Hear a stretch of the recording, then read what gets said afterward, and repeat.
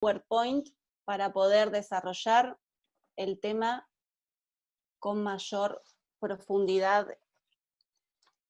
Y si bien estamos hablando hoy acerca de la situación de la población carcelaria, creo que es importante recordar que en toda Latinoamérica padecemos los mismos inconvenientes. Es decir, que esta llegada del COVID, esta crisis, esta emergencia sanitaria a nivel internacional, lo único que hace es poner en el tapete cuestiones de vieja data. Y más allá del fallo, que luego a continuación voy a comenzar a comentar, creo que a todos los jueces a nivel nacional e internacional se les presenta esta dicotomía entre la necesidad de resguardar la vida de los internos versus garantizar la seguridad de toda la sociedad.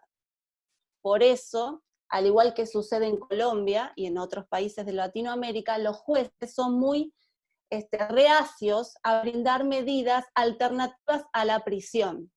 Esto es una realidad y tenemos que contemplarla, porque en mi país, por ejemplo, hay un clamor popular que se confunde entre poder darle mayores beneficios a los privados de la libertad, pero a su vez evitar que la inseguridad crezca y volver a estados anteriores a que se decretara la cuarentena. ¿Por qué? Porque el ciudadano está más vulnerable hoy cuando los sistemas están funcionando de una manera mucho más mermada que antes de que se declare la cuarentena. Y creo que lo importante de la aparición de este virus, si algo bueno hay que destacar, dentro de todo lo malo que se presenta, es que ha convertido a las cárceles en instituciones a proteger. Como les decía anteriormente, siempre el sistema carcelario ha sido uno de los temas más relegados de toda la política criminal de un país. Es al sistema donde se le administran menos recursos, y además las políticas criminales son utilizadas por todos los políticos en campaña a los efectos de captar votos. Como bien decía la doctora Hernández, el populismo punitivo hace que se incrementen no solamente las penas de los delitos que ya estaban tipificados, y que todos los delitos, aunque sean simples, pasen a ser graves, sino que además muchas otras actividades que deberían ser lícitas son consideradas ilícitas. Ni hablar de las cuestiones de género que trastocan mucho más el principio de inocencia. Entonces, creo que lo bueno, repito, que trajo este COVID es que las cárceles se han convertido en instituciones a proteger. En este sentido, me permito abocarme al tratamiento de la materia bajo 3 estándares. Las consideraciones preliminares, que tienen que ver con poder advertir cuál es la situación actual en la Argentina, la normativa aplicable nacional e internacional. Aquí no voy a hacer un repaso de toda la normativa internacional, sino de las consideraciones de la Comisión Interamericana en esta materia, y el fallo dictado por la Sala de Casación Penal el 8 de abril respecto al recurso de habeas corpus colectivo y correctivo interpuesto por la Defensoría General de La Plata. Bien. Siempre como la materia constitucional es la base de todos nuestros sistemas, y gracias a eso podemos permitir que pactos internacionales ingresen a nuestro ordenamiento interno.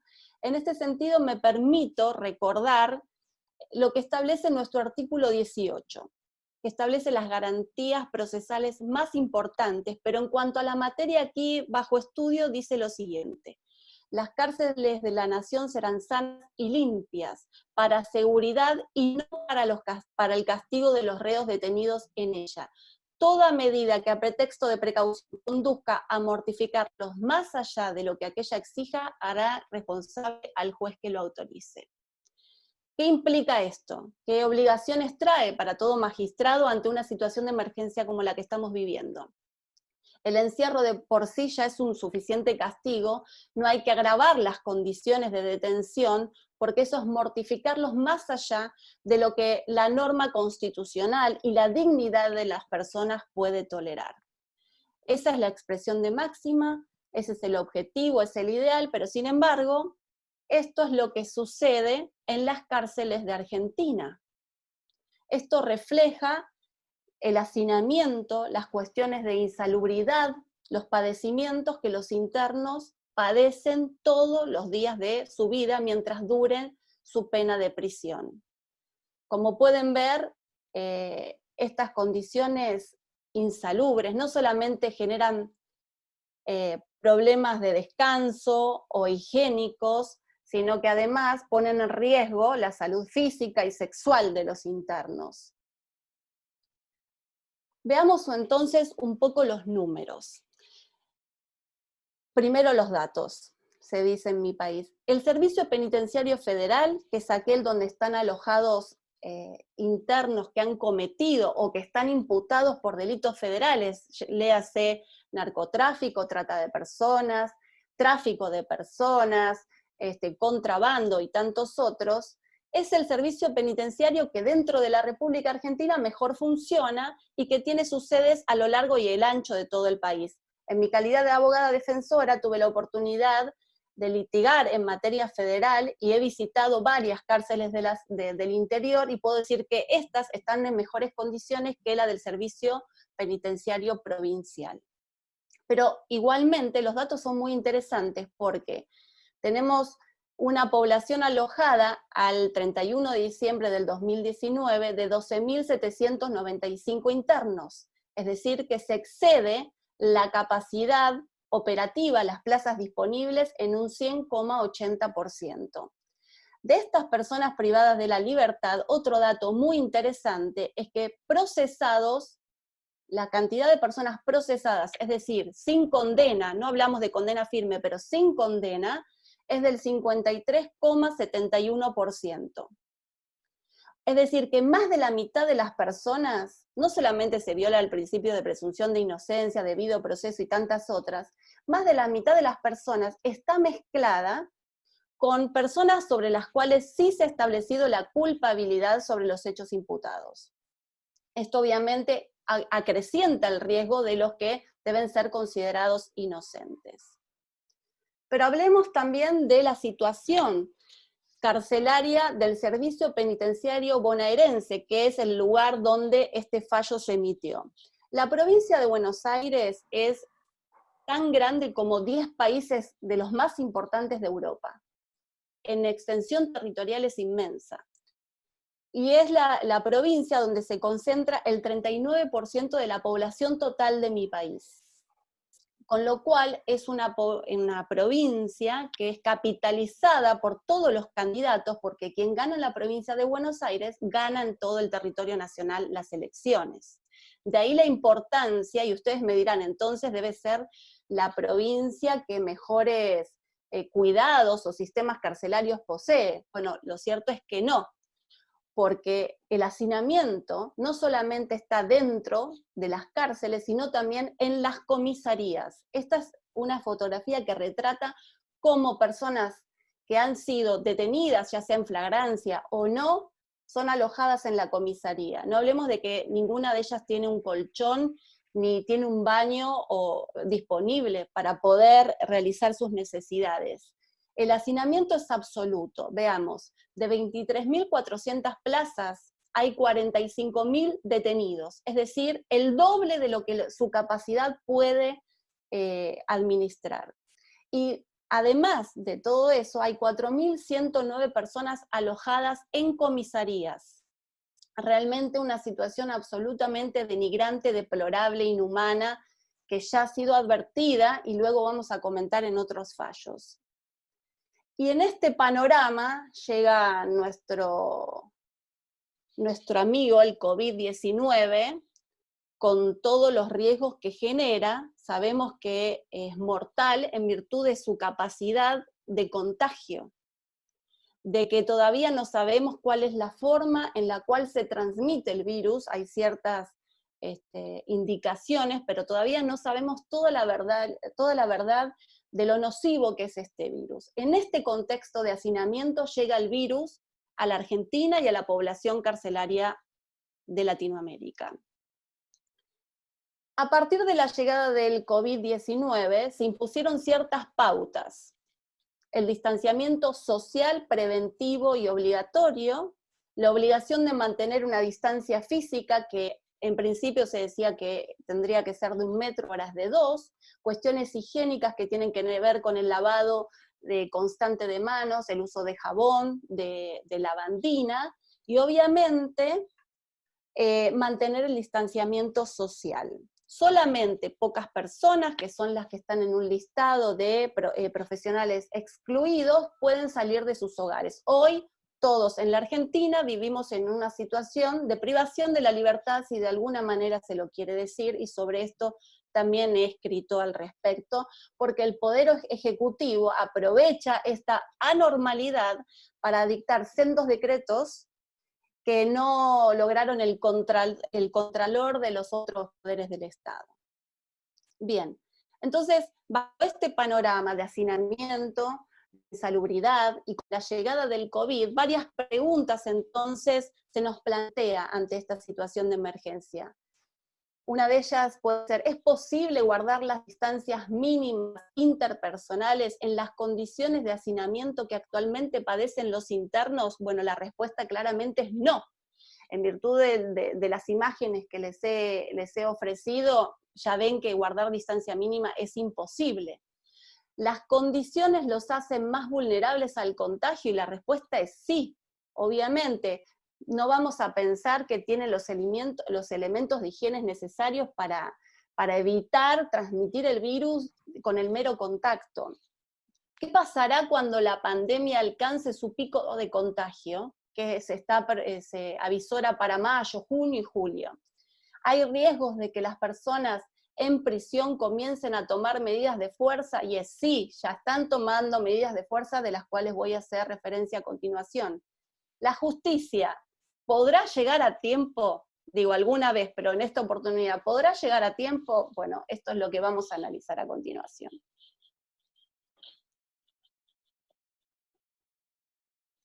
Bien.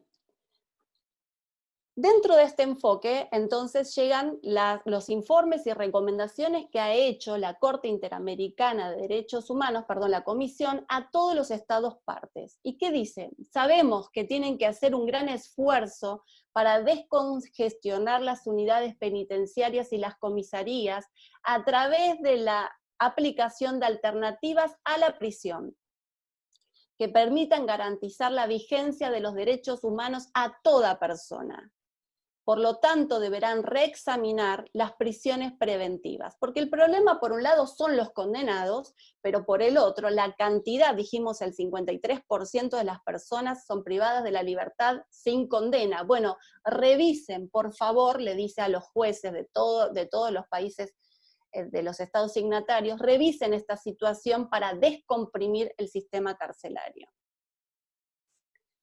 En medio de estas recomendaciones y del dictado de distintos decretos del Poder Ejecutivo, llegan recomendaciones que hace la Corte Suprema de Justicia de la Nación, que es el máximo tribunal de mi país, y también de la Corte Suprema Provincial, quien junto con la Procuraduría de la provincia establecen pautas a seguir en ciertos casos, que tienen que ver con establecer quiénes son las personas sometidas a mayor riesgo de contagio en virtud de su vulnerabilidad natural, y también lo que hacen es recomendar a los defensores públicos para que, analizando los casos que tengan bajo su custodia, presenten los recursos, los habeas corpus necesarios o las medidas alternativas que consideren apropiadas. Y también le dice a los fiscales, que tiene bajo su mando, que no se opongan a todas las medidas por el mero hecho de oponerse. Es ese el mensaje que se les da. Bien, ¿quiénes son las personas que se encuentran o que podrían ser beneficiadas según la Defensoría, que es la que plantea este habeas corpus colectivo y correctivo el día que fue resuelto el 8 de abril. ¿Quiénes son? Los grupos de riesgo, según entiende, son las personas mayores a 65 años, y aquí me permito hacer un paréntesis, ellos dicen que debe bajarse la edad a 60 en virtud de que a los 60 años, por ejemplo en Argentina, una mujer puede acceder a la jubilación. Y siendo que el Código Penal en su artículo 10 establece que pueden acceder a la prisión domiciliaria los mayores de 70, es decir, obviamente el trabajo de la Defensoría, y está muy bien, es obtener mayores beneficios para la mayor cantidad de personas. Además, quienes tengan ya un problema de salud, que pueden ser lo que se conoce como enfermedades inmunodepresivas, diabéticos, tuberculosos, con HIV y tantos otros, y las mujeres embarazadas o que tengan hijos menores. Pero este incumplimiento, también dice la Defensoría, es de larga data, y me permito hablar brevemente de este fallo, el caso Berbisky. Es un caso del año 2001, en plena crisis económica y social en mi país, con una revuelta muy, muy grande. La población carcelaria de la provincia de Buenos Aires estallaba. Las condiciones eran mucho peor que las que estamos padeciendo hoy en día, y el CELS, que es el Centro de Estudio de Investigaciones, interpuso un habeas corpus colectivo y correctivo que fue rechazado en todas las instancias hasta que llegó a la Corte Suprema de Justicia, y allí se establecieron ciertas órdenes para la Corte Suprema de Provincia y para los tribunales de la provincia de Buenos Aires, a los efectos de que redujeran la cantidad de personas privadas de la libertad sin condena, que además deberían tener listados de todas las personas como para hacer un control personal de cada uno de los internos, a los efectos de resguardar la dignidad y la seguridad de toda persona bajo su custodia, porque no olvidemos que el Estado cumple una posición de garante respecto de cada uno de los ciudadanos que tiene bajo su administración. La Defensoría pone este tema como argumento diciendo todavía desde el año 2001, es decir, hace 20 años estamos esperando que se cumpla con las condiciones impuestas por la Corte, pero no solamente no la han cumplido, sino que el COVID agrava y genera más vulnerabilidad aún. Solicitan entonces la Defensoría Pública, 19 defensores se unieron para presentar en representación del colectivo de todas las personas privadas de su libertad en provincia de Buenos Aires este habeas corpus. ¿Y qué solicitan? Que el Ministerio de Justicia proporcione un listado actualizado de las personas procesadas y penadas que estén en situaciones de riesgo, que tiene que ver con el listado anterior que les mencioné, que los jueces informen al tribunal acerca de toda decisión en la que hayan denegado las medidas morigerativas, porque, a ver, llegan a esta instancia de plantear un habeas corpus colectivo, porque individualmente cada defensor público o privado interpone, como es mi caso, distintos recursos para obtener las medidas y los jueces no las otorgan. Que se inste a racionalizar el uso de la prisión preventiva, porque acá no solamente está el temor de que los que están dentro se contagien, sino que además de que nueva población carcelaria ingrese ya contagiada. En la Argentina, violar la cuarentena es un delito, con lo cual cualquier persona que haya salido para realizar alguna compra o fuera de lo que el gobierno, el Poder Ejecutivo ha autorizado, puede ser privado de su libertad domiciliariamente, pero puede ser privado de su libertad. Hay 15.000 vehículos secuestrados durante la vigencia de esta cuarentena, con lo cual vivimos en un estado absolutamente restringido de derechos. Obviamente que lo que tiene miedo la población carcelaria es que ingresen nuevos internos ya contagiados. Que los jueces también solicitan de ejecución resuelvan las libertades asistidas y condicionales cuando se cumpla el requisito temporal. Esto tiene que ver, como decía la doctora Hernández, con que hayan cumplido la mitad de su pena o 3/4 según sea la gravedad del delito. Que se consideren los casos de delitos leves y aquellos en los cuales se hayan cumplido los 2/3 de la pena. Bien, consideran entonces que todos estos criterios deben ser abordados a los efectos de poder disponer la prisión domiciliaria. Ellos consideran esto y es lo que están pidiendo, que se beneficie a todas las personas aquí encuadradas con esta alternativa a la prisión. La sentencia es muy, muy rica y muy interesante a pesar de ser escueta porque hace apreciaciones personales sobre no solamente el Instituto de Habeas Corpus, diciendo, un momento, ustedes interpusieron este recurso, pero es una vía absolutamente excepcional y yo no puedo resolver la situación de todos los internos porque esa es jurisdicción exclusiva de los jueces naturales de la causa, lo cual me parece muy lógico. En segundo lugar, hace apreciaciones personales respecto al trabajo de los defensores y del Procurador General de la provincia de Buenos Aires, porque dice, usted hace 4 años atrás viene denegando, instruye a sus fiscales a denegar todo pedido de prisión domiciliaria.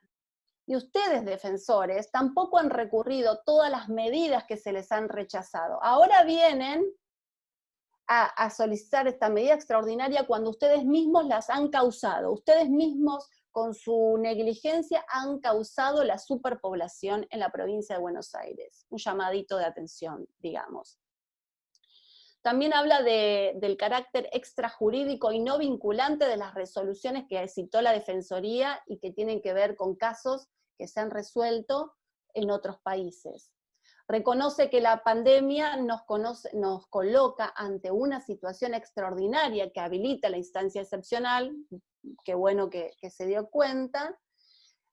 Los defensores también habían solicitado que el fiscal no tenga oportunidad de apelar y que sus apelaciones no tengan efectos suspensivos. Le dicen que no, que esto es violar la normativa vigente y por lo tanto interferir en otros poderes del Estado. Como sabemos, los defensores siempre pedimos las máximas, ¿no? Y considera entonces esta disyuntiva que yo planteaba al inicio, y que todos los jueces de casación, también a nivel nacional, refieren la obligación de resguardar, por un lado, la vida de los internos, y por el otro, de garantizar la seguridad de toda la sociedad, y me permito incluir a las víctimas en particular. No es tarea sencilla para los magistrados resolver entonces. Bien, ¿qué resuelve? ¿Qué resuelve esta sentencia? En primer lugar, distingue que aquellas personas que hayan sido condenadas o imputadas por delitos leves y que encuadren dentro del grupo de los vulnerables deben ser beneficiados con la prisión domiciliaria. Rápidamente, esto ya lo resolvió y ya tiene que estar ejecutando. Lo cierto es que de un total de 2.000 personas, este fallo se aplicó hasta el momento a 400. 400 personas ya han sido beneficiadas con esta resolución de casación. Con lo cual, comparando los números de Colombia, me parece que han sido superadores.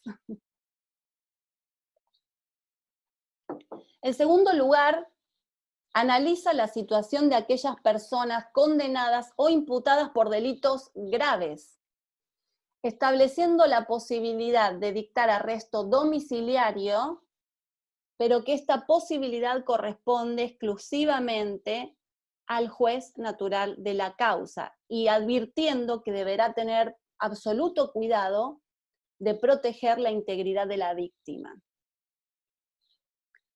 Entonces, bajo esta situación dice, bueno, las personas que están privadas de la libertad con sentencia firme y que estén en condiciones de acceder a la libertad asistida o condicional, puede otorgarse el beneficio de la prisión domiciliaria.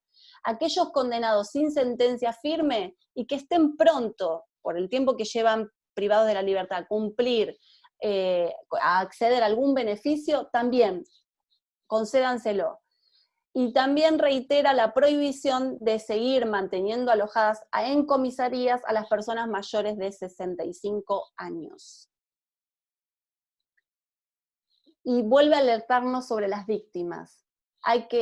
Todos los jueces que resuelvan caso a caso las peticiones de los defensores públicos deben velar por el especial respeto a ciertos delitos, ya sea por la forma en que se cometieron, por los medios empleados, por la violencia ejercida, por los daños causados a la víctima o por la situación de vulnerabilidad, porque muchas veces se le decreta la prisión domiciliaria a un sujeto y el domicilio que aporta es el domicilio de la víctima de violencia de género.